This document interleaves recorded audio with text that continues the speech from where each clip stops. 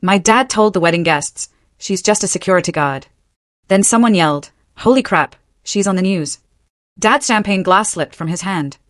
"She's just a security guard," my dad told wedding guests. Then someone shouted, "Holy cow, she's on the news." Dad's champagne glass dropped, shattering on the floor. My name is Samantha, and at 29, I never expected to be the main event at my father's extravagant wedding. 4 years, he introduced me as just a security guard, with a slight sneer that made it clear he wished I had chosen a more impressive career. But everything changed that day when my job suddenly became more important than anyone could have imagined. I'll never forget the look on his face when someone yelled my name and pointed to the television. If you're watching this, I'd love to know where you're from. Drop it in the comments below. Hit that like button and subscribe for more stories about family relationships and unexpected twists.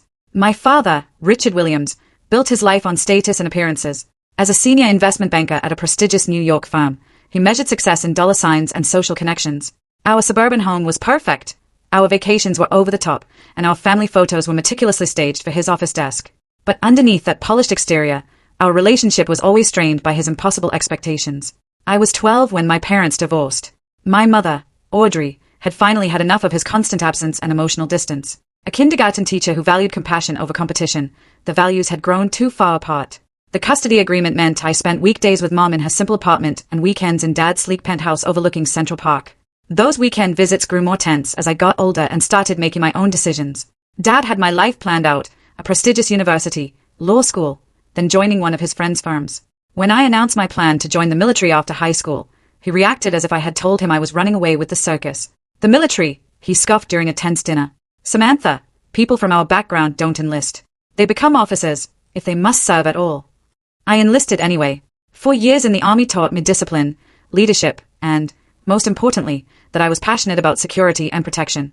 After my honorable discharge, I used my GI Bill to get a criminal justice degree while working part-time as a campus security officer. From there, I built a career that made me proud, even if it never impressed my father. At 29, I had worked my way up to a senior position at Meridian Protection Services, one of the most respected private security firms in the country. We handled everything from executive protection to event security for high-profile clients. I specialized in threat assessment and had recently led security for a diplomatic conference that earned our firm major industry recognition. My supervisor had even nominated me for a Professional Achievement Award. None of that mattered to Dad. In his world, success had a very narrow definition.